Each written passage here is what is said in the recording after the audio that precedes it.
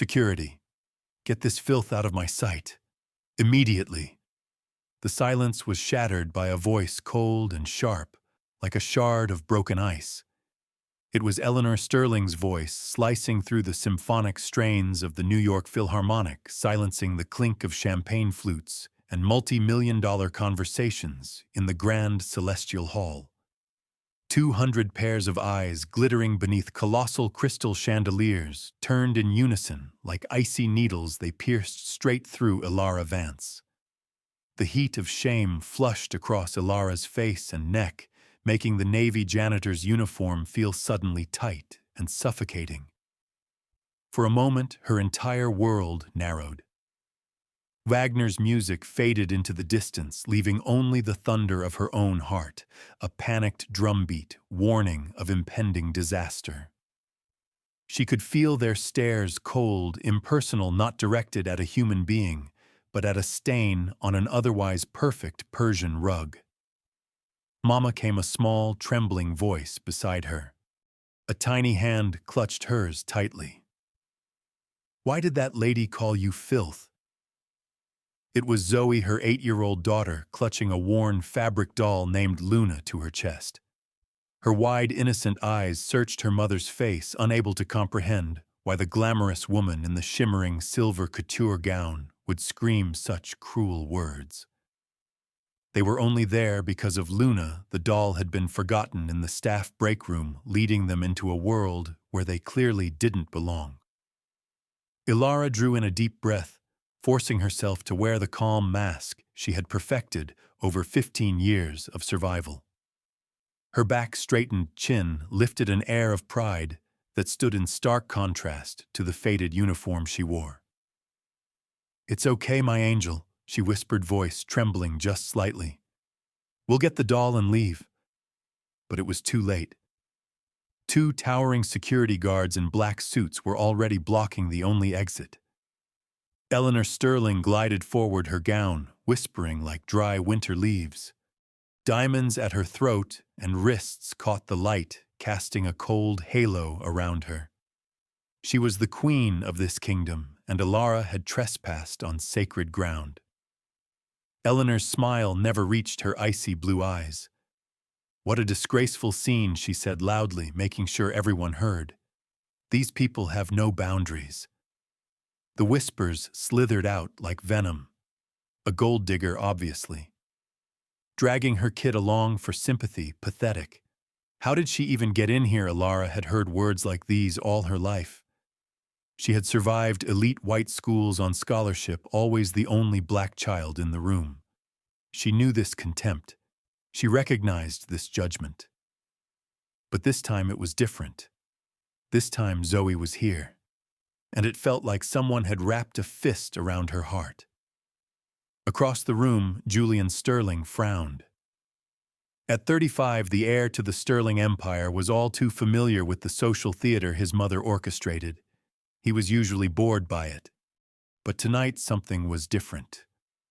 There was a quiet dignity in the woman in the uniform, a defiance that stood steady in the chaos.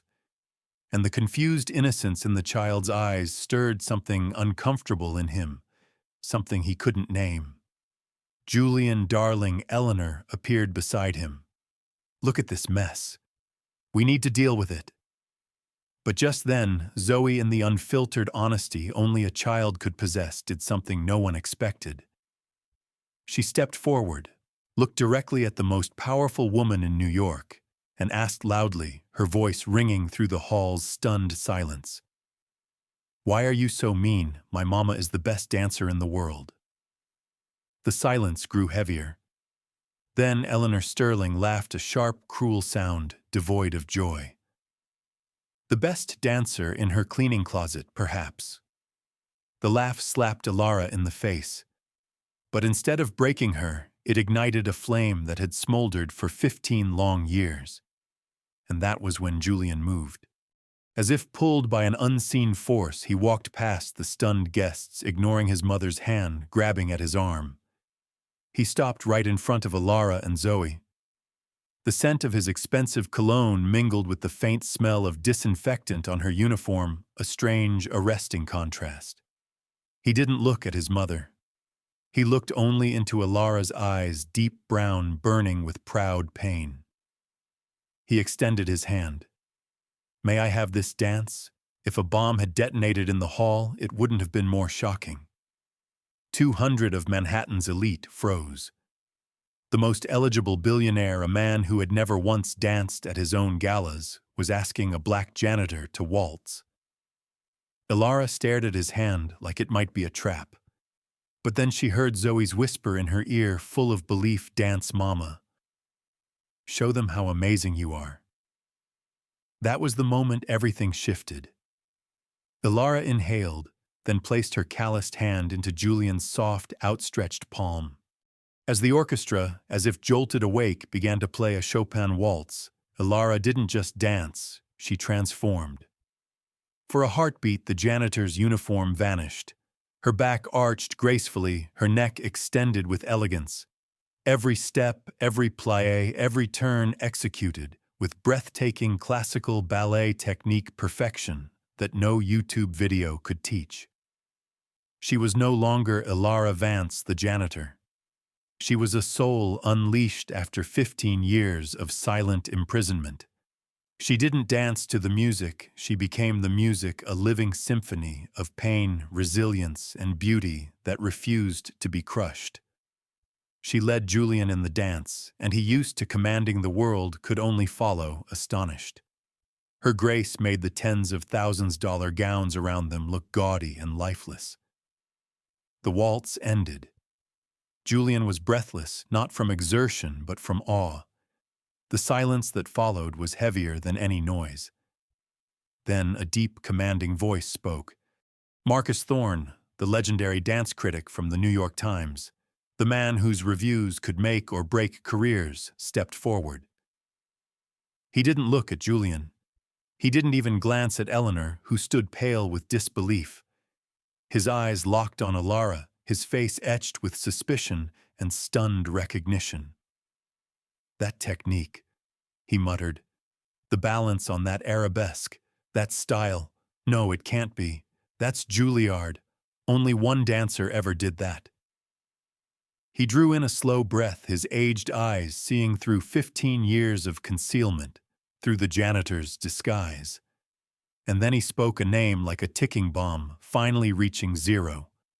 "That's the ghost of Juilliard's stage. That's Elara Richardson." The name Elara Richardson dropped into the grand celestial hall like a shard fallen from the chandelier above. It wasn't just a name, it was a forgotten legend, a tragedy of New York's ballet world. For a moment, the air turned thick. Older guests began whispering, piecing together fragments of memory. "Richardson, that prodigy girl, I thought she died in a car crash." No, it was the drug scandal. Such a waste. Eleanor Sterling's face went pale as paper. The smugness she wore shattered, replaced by a flicker of fear she couldn't conceal. Julian turned to look at his mother, then back at the woman standing before him, his confusion giving way to a creeping, horrifying realization. For Elara, the name was a key, turned in a long, sealed lock, flinging open a door she had fought for 15 years to keep shut. The ballroom dimmed, and she was pulled backward in time. 15 years ago. Stage lights bathed an 18-year-old girl in golden glow, her slender frame radiating astonishing strength. Elara Richardson spun through a perfect triple-turn hair, fanning out like a halo. She was the star, the hope, the chosen one, on track to become the first black female principal dancer in American ballet theater history. Her smile was radiant, fearless, a smile of someone who believed talent could conquer everything. That fateful night in her dressing room, Eleanor Sterling arrived not with threats, but with a superior smile and venomous words dressed in silk. "This world wasn't built for people like you, dear Eleanor," cooed her voice, gossamer soft, but ice cold. "It's tragic but true. There will always be a line your talent cannot cross. I'm offering you a dignified exit before things turn ugly." Elara had laughed in her face. "My talent will break any boundary," she replied, the innocence of youth blinding her to the venom coiled behind that smile. Then the ugliness came. A week later, crudely doctored photographs surfaced in tabloids believable enough to destroy her. Whispers of performance-enhancing drugs seeded with surgical precision. Picture Elara collapsed on the floor of her small apartment, gripping a newspaper whose headline announced the termination of her ABT contract.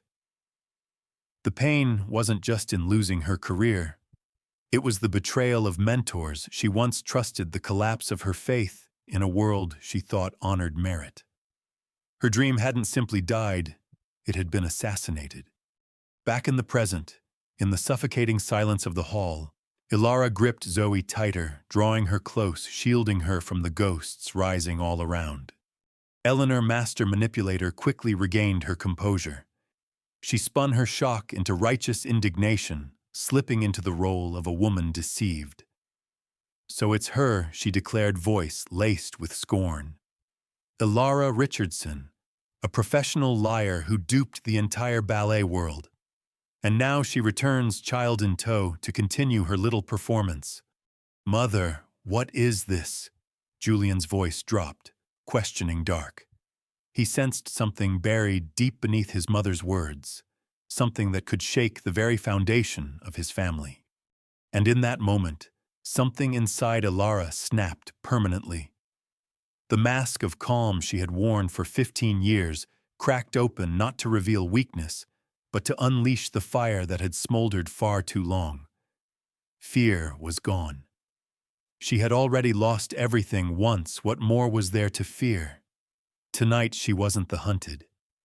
She had been cornered, and a cornered creature is always the most dangerous. She didn't run. She didn't bow her head. She held Zoe close and stared straight at Eleanor, at Julian, at the entire room. Her voice rang out, no longer a whisper of shame, but a declaration, sharp and unshakable, silencing every whisper in its wake. "You didn't destroy Elara Richardson," she said, each word like a hammer blow. "You only forced her into hiding." She paused for a breath, letting the words echo to every corner of the hall. Then she locked eyes with Eleanor, and a cold, defiant smile curled across her lips. "And you have no idea what she learned while being invisible." It wasn't a plea for understanding. It was a declaration of war. Right here in the heart of her enemy's empire, the woman they dismissed as nothing had shed her victimhood and stepped forward as a challenger. She turned, took Zoe's hand, and walked through the frozen crowd as if they didn't exist. She didn't walk like a janitor being ejected. She walked like a queen leaving her rotten court behind. "Wait!" Julian called, urgency breaking through his voice. He rushed after her, stopping her at the door, his hand gently but firmly clasping her wrist.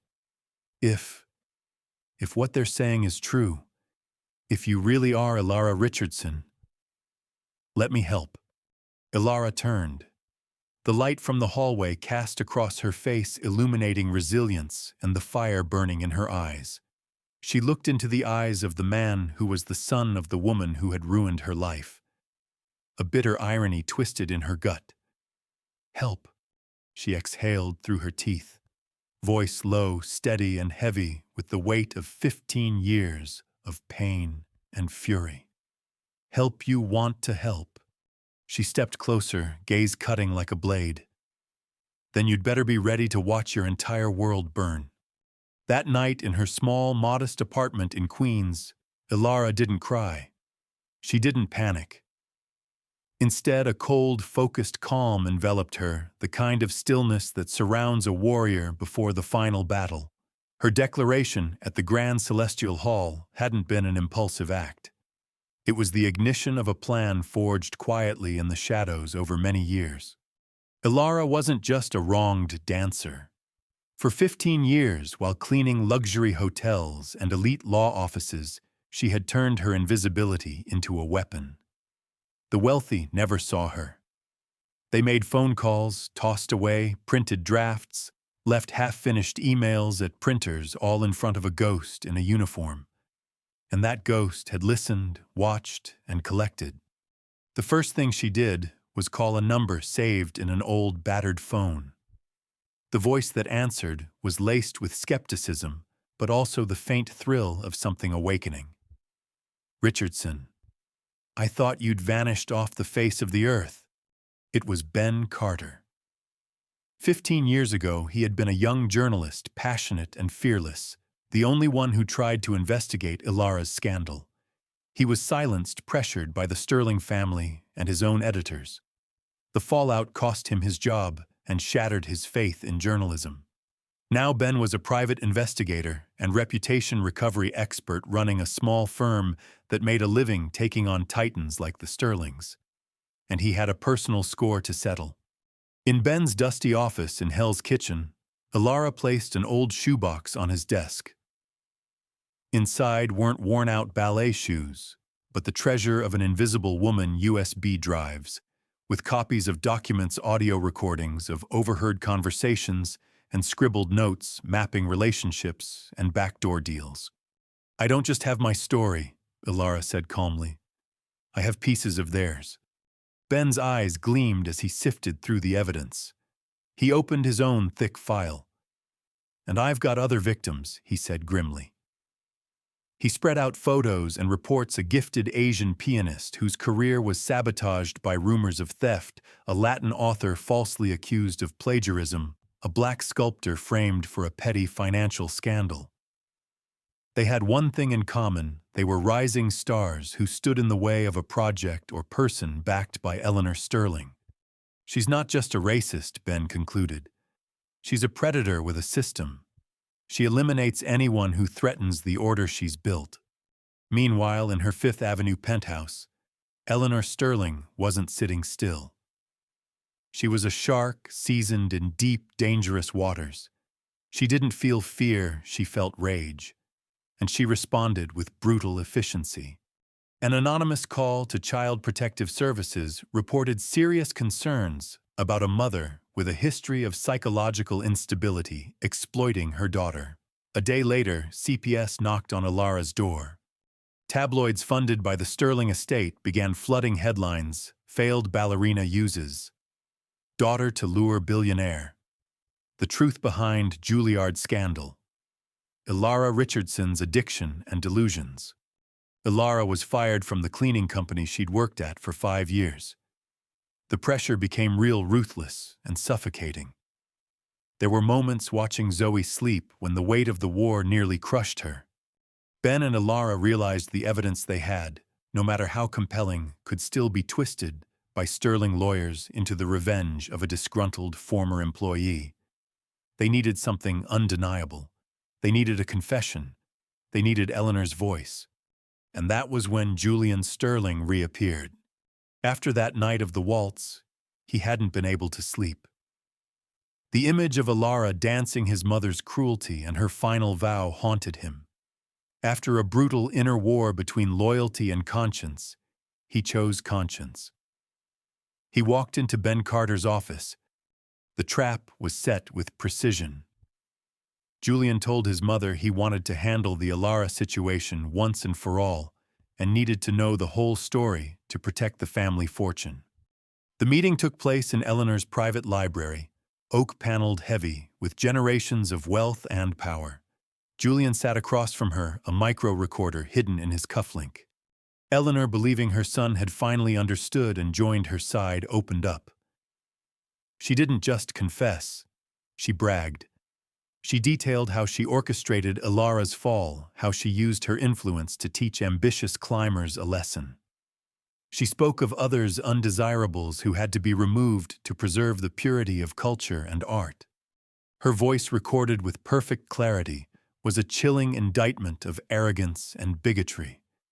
"We are gatekeepers, Julian," she said smugly. "It's our job to make sure only the worthy get through. We do what we must to protect our world from them." Julian sat still, expressionless, but inside his world crumbled. He had heard enough. The trump card was in their hands. Across town in a parked car, Ben Carter listened through a secure channel. He smiled for the first time in days. He ended the feed and sent Elara a single text. "We got it." The storm was ready, and this time it wouldn't just shake the Sterling house. It would flatten their entire empire. The storm didn't arrive. Like a sudden clap of thunder, it came like a flood calculated to the inch, drowning the Sterling Empire from every direction. At exactly 8 p.m. on Sunday night, 60 Minutes, the most respected investigative news program in America, aired a special episode. Elara Vance sat there not in a janitor's uniform, but in a simple, elegant dress, her dignity shining brighter than any diamond. Beside her was not only Ben Carter, but also 4 other women, a pianist, a writer, a sculptor, and an actress, talents who had all been quietly crushed by Eleanor Sterling. Together, they told their stories not as victims, but as survivors. Their voices woven together formed a mighty symphony of long-delayed justice. At the same time, the Monday front page of the New York Times went live online. The headline stretched across the screen, "Secret Recordings Expose the Sterling Empire." Decades of abuse and cultural manipulation. Ben Carter's investigative series, complete with audio recordings, emails, and financial records, triggered a national earthquake. Hashtags like Dr. Sterling Scandal and Let Elara Dance went viral, becoming rallying cries for the global fight against systemic injustice. On Monday morning, Julian Sterling stood before a sea of microphones. His face bore the weight of sleepless nights, but his voice was steady. He didn't make excuses. He didn't assign blame. He looked into the lens and did what no one expected. "Today I am announcing the dissolution of the Sterling Foundation," he said. "The legacy of exclusivity and exclusion ends here." He paused, took a breath. "In its place, we are establishing the Sterling Justice Fund, dedicating our entire fortune to correcting the wrongs of our past and building a future where talent, not lineage, determines success. Our first action, a $10 million grant for Elara Vance to found a performing arts academy for underrepresented communities."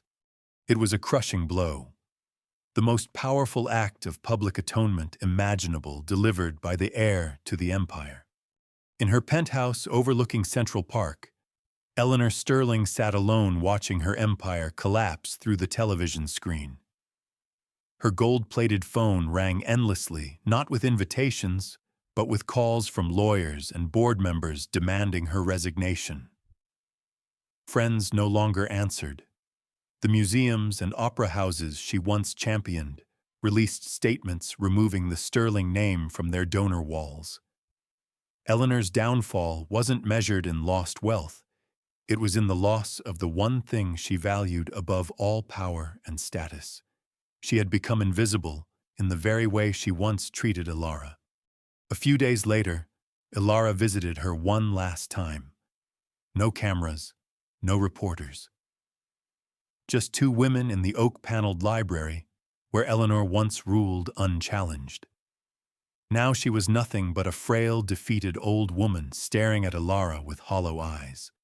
Why, she whispered, her voice cracked with bitterness and disbelief. Elara looked into her eyes not with triumph, but with a strange, solemn mercy. "Because you believed power came from pushing people down. I learned real power comes from lifting them up.